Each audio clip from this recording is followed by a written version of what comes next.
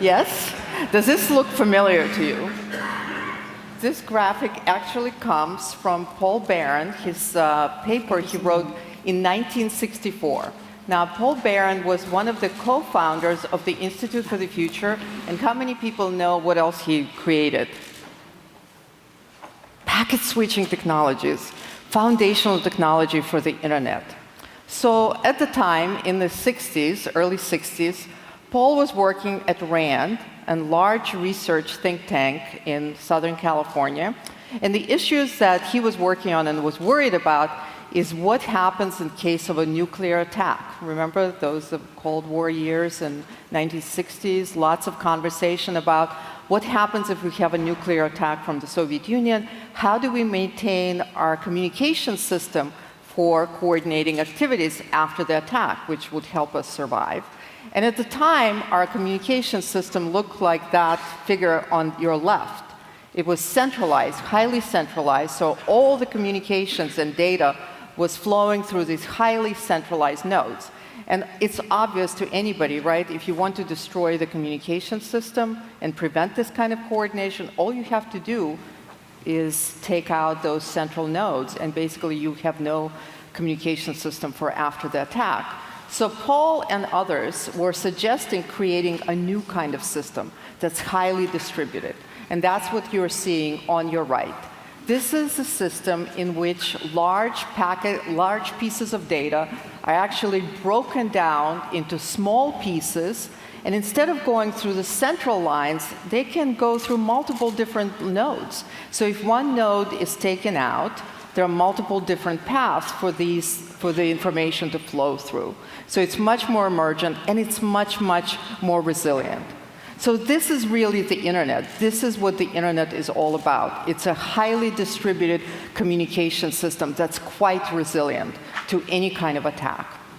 But we haven't just created a technology infrastructure and a new kind of technology infrastructure, because many people know this and many people have written about it, including Clay Shirky, that when we change our foundational technology, particularly our communications technology, we also change our society. Probably many of you have heard Marshall McLuhan saying, we invent our technologies, and thereafter our technologies reinvent us.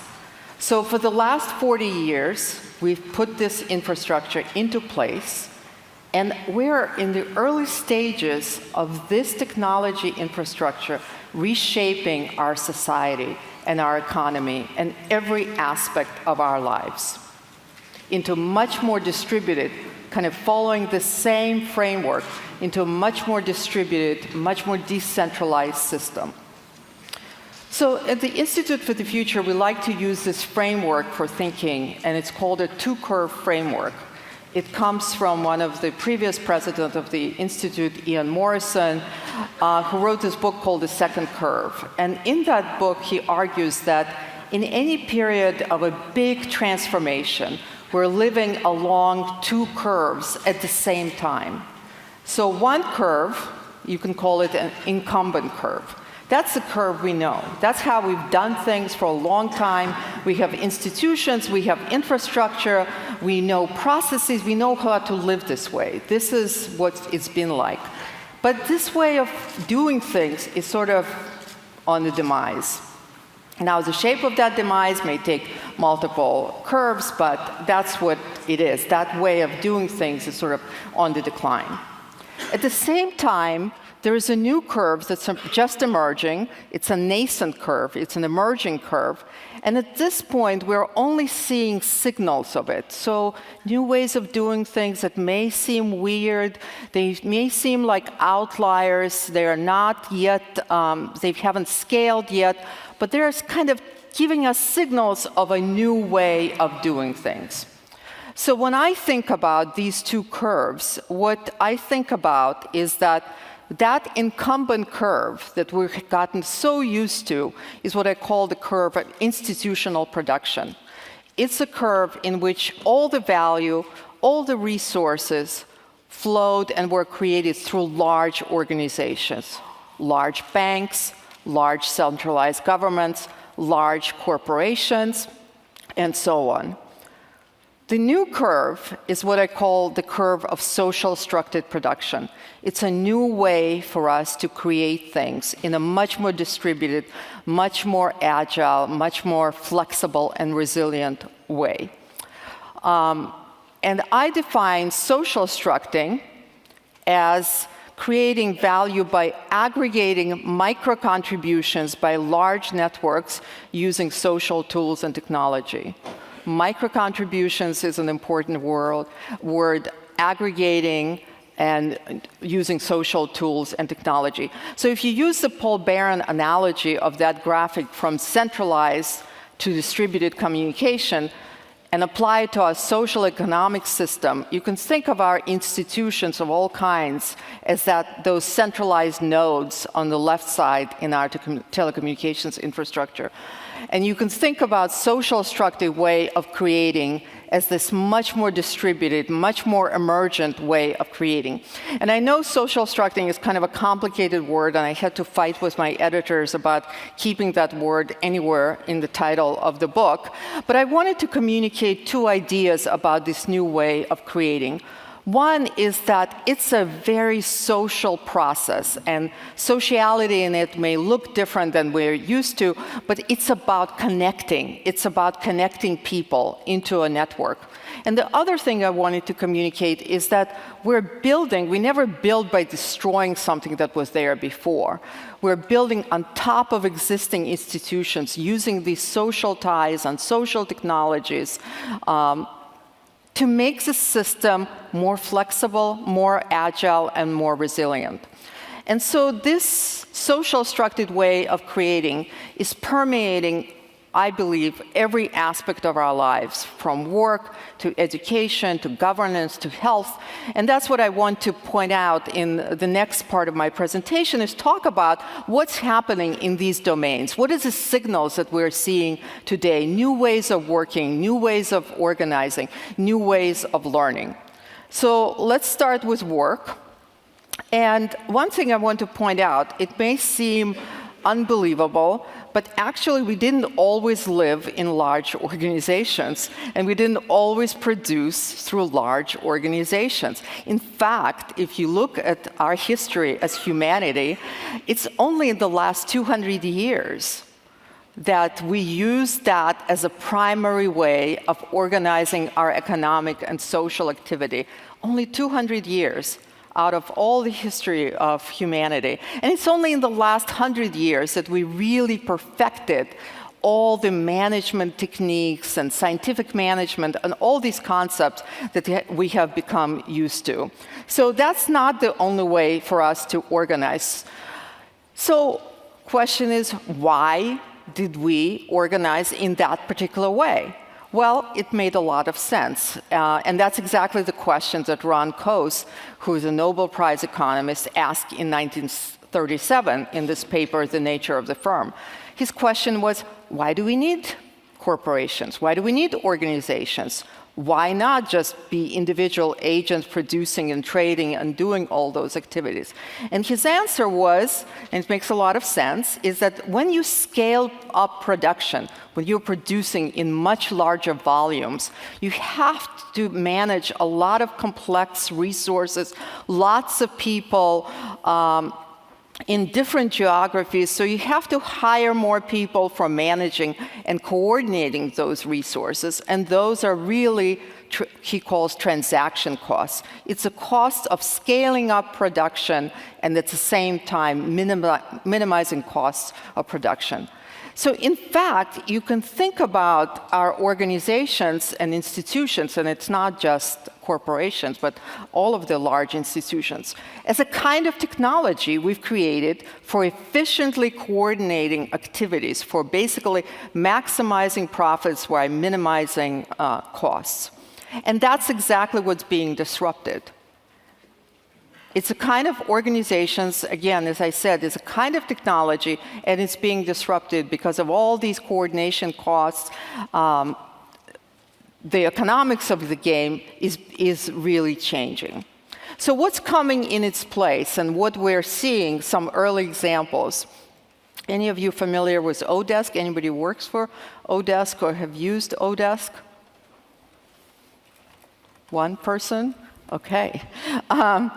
Odesk is a platform on which people can post different tasks, and anybody in the world can respond and perform that task.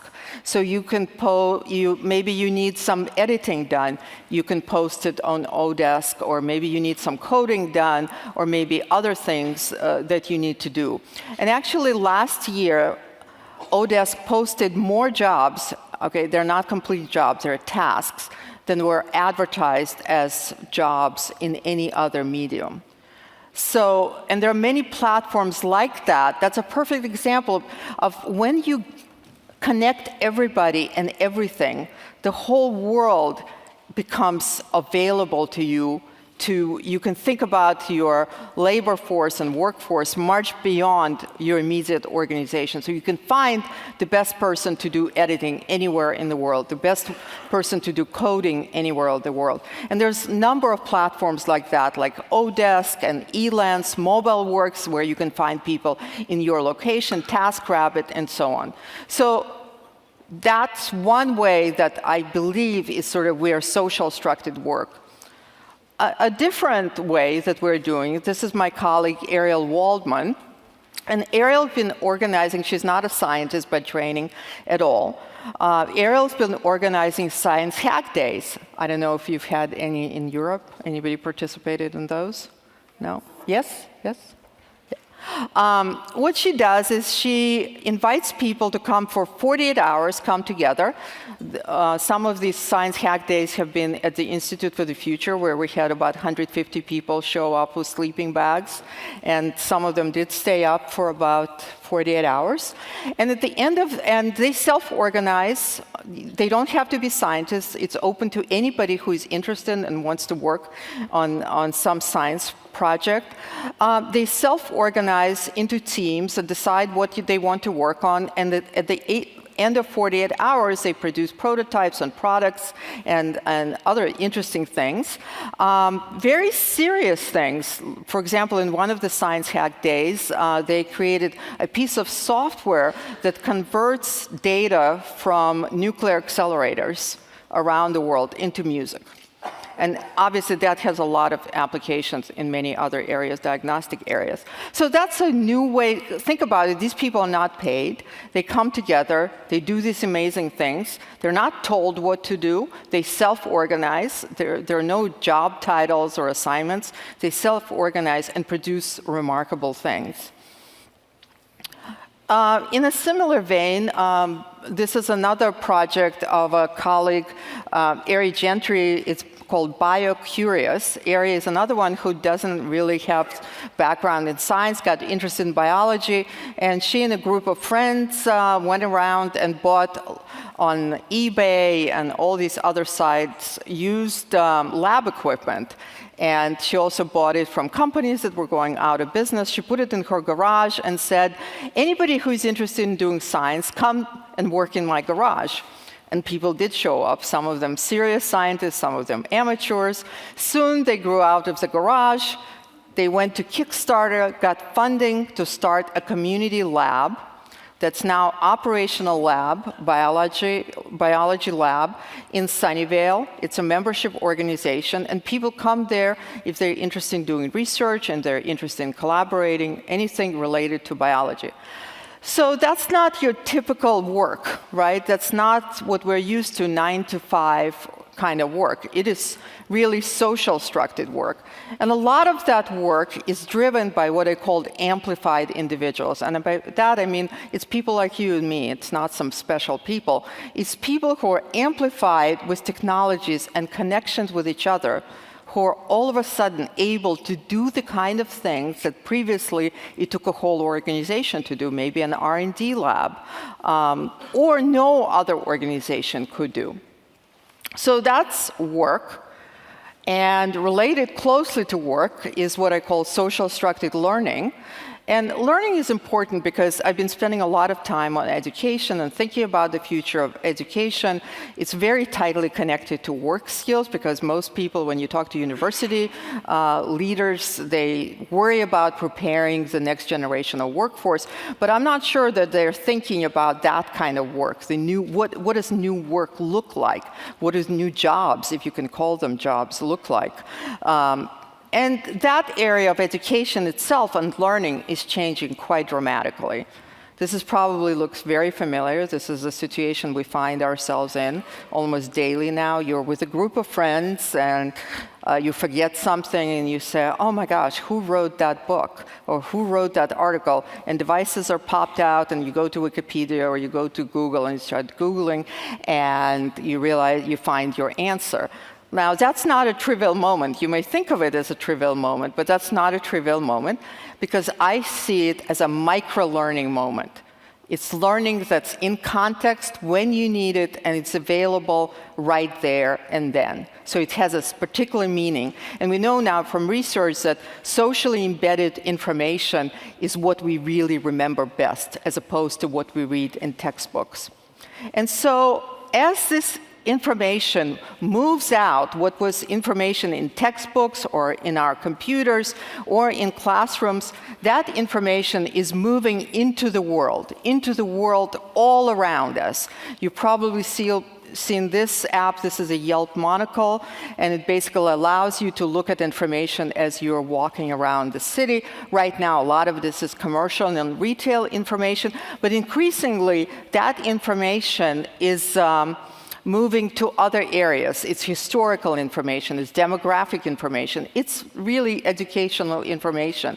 This is a project from UCLA and USC called HyperCity, where you can walk around cities, some cities for now, and you can see what that city looked like 100 years ago. And you can read the history of the city and who lived there. Compare that experience to the experience of sitting in the classroom and reading a textbook about history. This is contextually rich information. As you're walking around, you're getting this information. And if you're not interested in architecture and history, you may be interested in biology. You can download an app like that called LeafSnap, where you can take a photograph of a leaf and you get all the information on the genus of that leaf and the tree that it belongs to and where it grows and all of that. Again, compare that botany lesson in the real world to reading a textbook in botany in your classroom. It's a much more sensory rich and contextually rich experience of learning. And so as this information moves into the world, really the whole world can become a classroom. Every moment of our lives can be filled with learning. And the way I think about social-structed education, it's really moving from institutional education to, you can conceive of it as learning flows. So all of this information is available. It's highly contextually relevant. It's all out there. And if you look at it as kind of the river that's out there, that's always available by you, the challenge becomes, how do you dip in and out? And how do you attract people to dip into that knowledge pool and out? Because this could be not an episodic experience, a 45-minute lesson or a 30-minute homework assignment. It can be a continuous experience. So my last area that I want to touch upon is governance.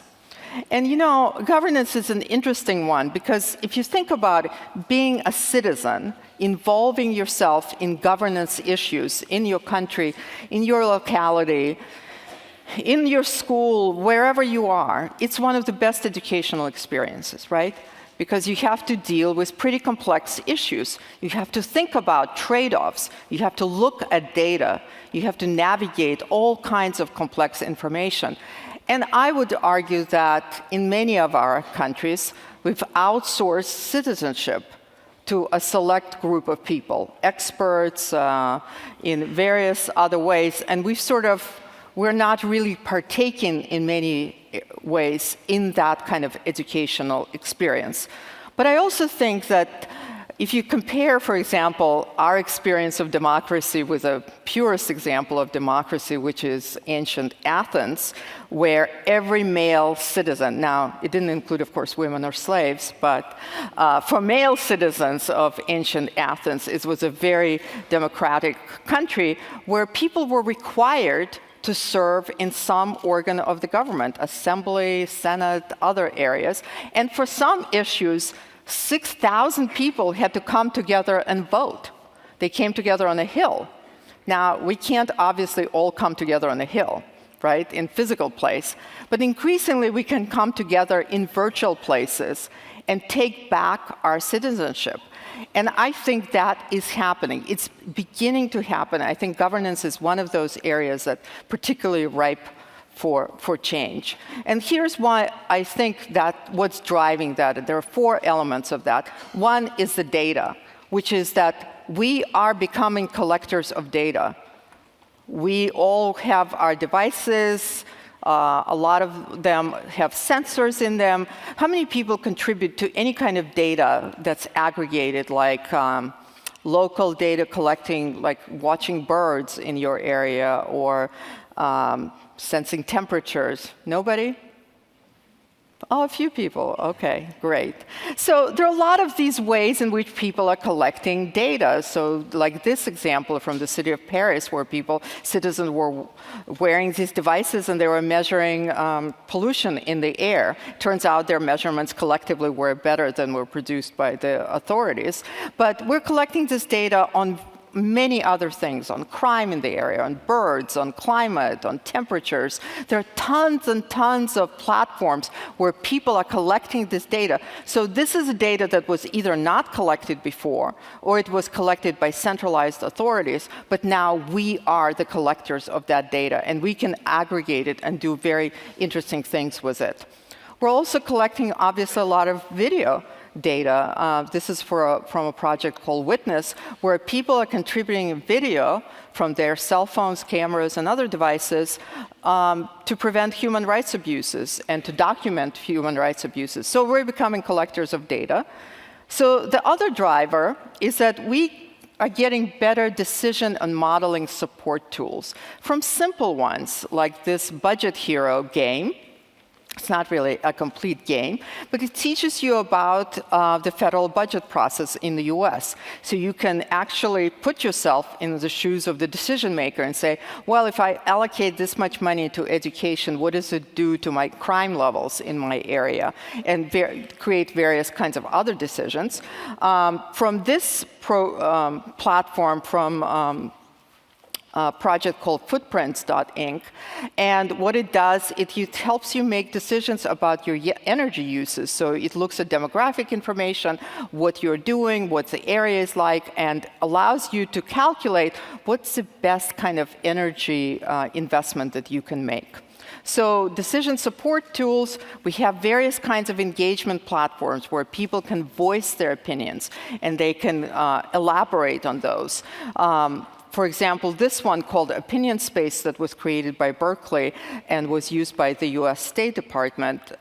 It asked people what Secretary Clinton, who was the Secretary of State at the time, what should she be focusing on in her policy arena. And you know what was interesting that came out of that particular platform is that we hear a lot, and we hear a lot of this in the media, we read this, that the country is very divided politically. But actually, when you looked at this opinion space and what people thought was important, there was a lot of concurrence. So when you get these kind of platforms, we see things slightly differently. Or this is another example. This comes from the Institute for the Future. We have a platform called the Foresight Engine, where we use it to engage people in deliberations about their future and what some of the actions might be that they want to take in the future. This one, Magnetic South, was used by the city of Christchurch in New Zealand after an earthquake to engage the citizen in thinking what they should be doing to rebuild the city. And almost 10,000 people participated in this platform, hearing opinions and deliberating and building on each other's ideas. And finally, the last driver is we're beginning to see more citizen engagement, sort of micro-participation. That word micro is really important, micro-work, micro-participation, micro-learning, in provision of some services.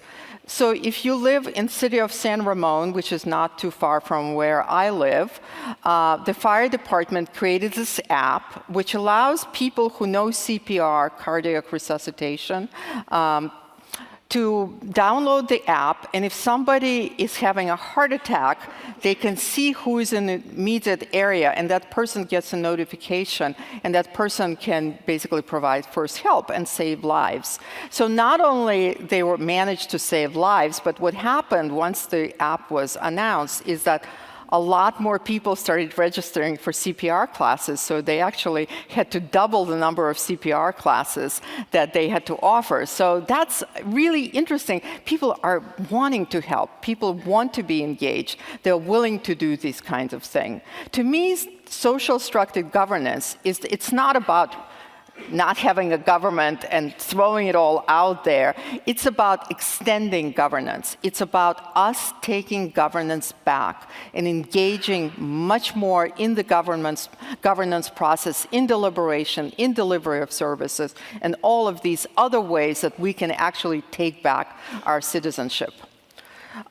I think governance is really important, and that's why I'm talking about it so much, and I'm very passionate about it. And that's why when I come back to the US on Friday, we're having a reconstitutional convention at the Institute for the Future, where we're inviting designers and constitutional scholars and social activists and others to think about what are the new models of governance that are really appropriate for this social structured age. And we don't have solutions. I think we need to be experimenting. We need to be thinking about new governance designs. So if you're interested in being involved, see me later. So back to that notion of the two curves. One thing is that on this nascent curve, we can't really predict what shape that curve will take. At the Institute for the Future, we always tell people we don't predict the future, and nobody can predict the future, and somebody tells you that they can predict the future, just don't believe them, especially if they're from California. So that's kind of the bad news, that you can't predict the future. But in terms of that nascent curve, we don't know exactly. As I said, we're just seeing signals of it. We don't know what shape it might take. In my bad days, on bad moments, I think about all the negative things. You know, it may lead to more division, to more unequal distribution of income. It may lead to more surveillance. It may lead to less privacy. So the bad news is that we can't predict the future. The good news is that we're not passive bystanders to the future. We can shape that curve. We can shape the curve that's all about social structuring. We have agency in doing that. And you as technologies have particular agency in doing it, because the kind of technologies you are developing, you have to think of them as social technologies. It's technologies that will be shaping our society for years and decades to come. I just read this wonderful article, actually, by German researchers about transformational products. And they define transformational products are objects for the good life that appeal to people's interest in growth, flourishing, and self-improvement. And to me, this is critical. I think we need to put all of our cognitive cycles. Don't think of yourself as just technologies or just startups. You're really reshaping our society. And I think the challenge for us is to design these transformational technologies. Design the second curve to be the kind of curve you really want to live in. Thank you very much.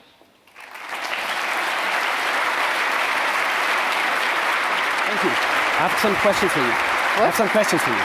Okay. You do it now. Okay. Please. Thank you. Thank you very much, Marina Gorbis. Very interesting insights. In how far do you see a responsibility for us as citizens to use these kind of new technologies? I think we have tremendous, I believe we need to take back our citizenship and our governance. And it doesn't have to be a big thing. It could be something on the local level. It could be something involved in your schools. It could be something involved in your community. Think about resources. I always talk about socializing your resources. Think about unused resources that you have. Think about how others can use them. It has tremendous return for you too. And what do you think is the most important character trait or ability we have to force to adapt to this major change? I think one, I talk about urgent optimism.